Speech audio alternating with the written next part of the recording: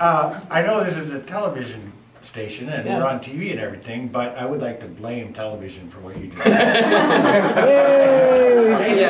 Okay. Well, why? Television is a machine that they invented, essentially, to make capitalism work. Right. Like, that's what it was for. World War II ended, all the munitions factories went broke, so the capitalists said, what are we going to do now? We better build cars and clothes and toys for children, and we need a tool to make people believe they're consumers so they'll buy this junk. And so they invented television and put it in every home and taught generations of Canadians to believe that they were consumers.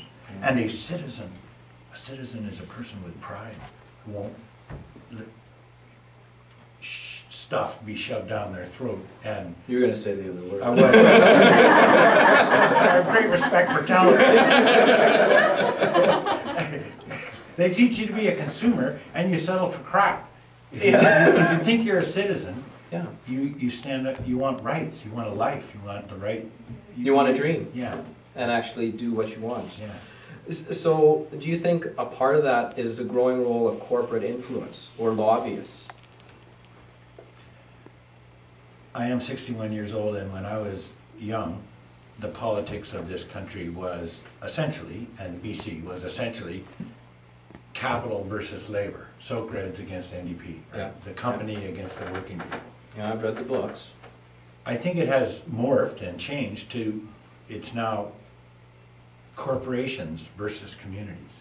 It's like the needs of the big monolith in Tokyo or New York or Bonn, Germany or Vancouver, wherever it is, the big company playing with us all like pawns on a, or the community you live in, Salmo or New Denver or Nelson or Castlegar or whatever it is, and they, like Interfor just shuts down, letting an entire sawmill rust on the Kootenai River while the people sit at home till they either break the union or get whatever they want, or I don't know what it is. Anyway, I think the control of the corporations of any government, and I'm very proud of the ones I was part of, but the control of the corporations of any government in this century is something my parents would never have settled for, or your parents or grandparents. They had world wars to say that the corporations couldn't run the countries, and we are very close to that. No, we are. It's corporate citizens versus the citizens of BC who believe themselves to be consumers.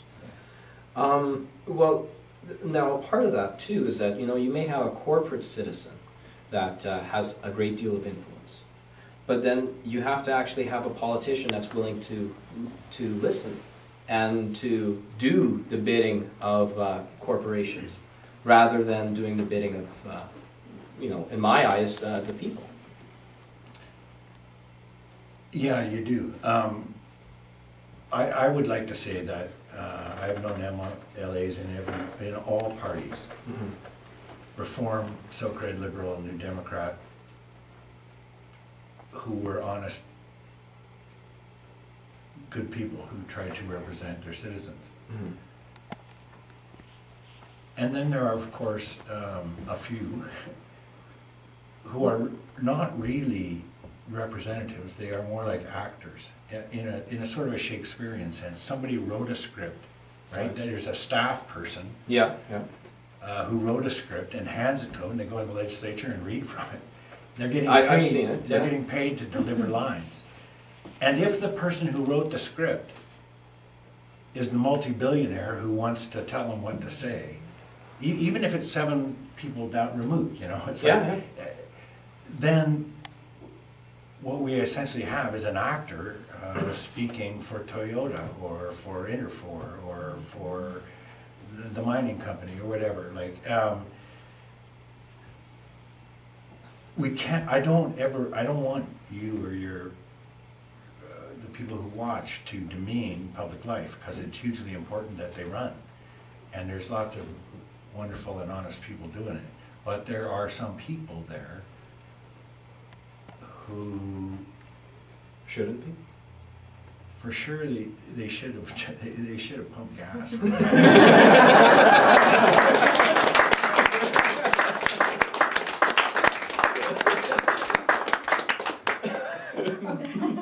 Really got nothing to say on that. Well, I want to talk a little bit about a change. Like, we want to change that and make government accountable. Like, you know, I was raised and still believe that a democracy was founded on the idea that the people decide what's important for the people. Then we elect a politician to ensure that the needs that we decided are our needs, you know, like social services, like health care, education, infrastructure, those needs that we decided as a people are important, and that the politician ensures that those needs are met. And it seems as though we've come to a transition point where we elect a politician, and once he or she is in that spot at the head of state, they now decide what the needs of the people are, rather than us deciding as a democracy what the needs are, and them ensuring that those needs are met. They now decide what our needs are. Do you get that feeling? Yes and no. There's this word called mandate, right? Right. And it's a beautiful thing. It's like a crystal chalice or something. It's like the politician runs for office, and they're supposed to say, "Here's what I'm going to do," and the press, they demean it. They call it promises. I don't care what you call it, platform, manifesto, or promises. It's, what am I going to do? And then if you vote for that person, then they get this gift called a mandate to go do it, right? Right. When they get there, sometimes they pull it off. And it's great when it's a mandate of the people. Yeah. Tommy Douglas, the people who sent him there with a mandate to do healthcare, it took him 17 years. And if you did a TV show in year 16, you'd have said, "I sent you with a mandate 16 years ago." Well, he couldn't get it done. And Right. year 17, he did it, and there was a massive strike. They shut the province down, and every doctor left, and it was, Yeah. it was a war, right? Yeah, yeah. Well, we had to give him 16 years of not being able to get there, but he meant it. Yeah. Mike Harcourt said, "If you elect me, I will double the park system, and we'll have 12% of the land protected forever." And I didn't think he could do it. I was part of that government. People gave him the mandate, he pulled it off in 4 years. Another guy who delivered. Then there's a lot of leaders who just use weasel words that the pollsters taught them. Tell and them they to do, you know, and they say, "I will protect," and then protect means sort of In a wishy-washy it's like, manner. yeah. And they become lawyers. Now wait, there's some good people there too. Then there are. And you may need one someday.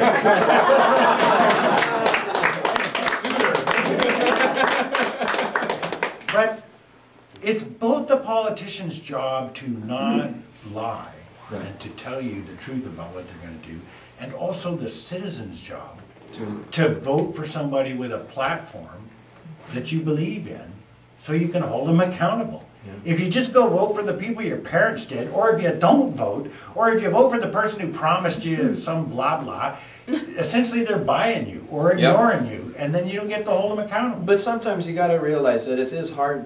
When like in our last election, we had platforms that it was like telling the difference between a donkey and an ass.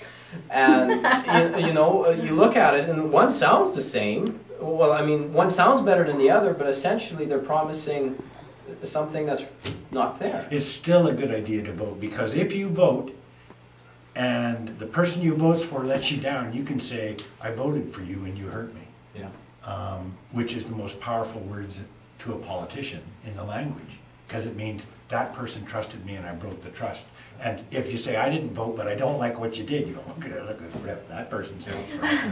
Like, yeah, you vote so you have the right to hold us accountable. So you stand on that side of the room instead of the great mass over there that you can ignore.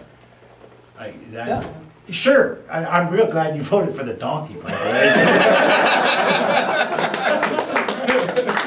We'll be right back with Corky Evans. Thank you.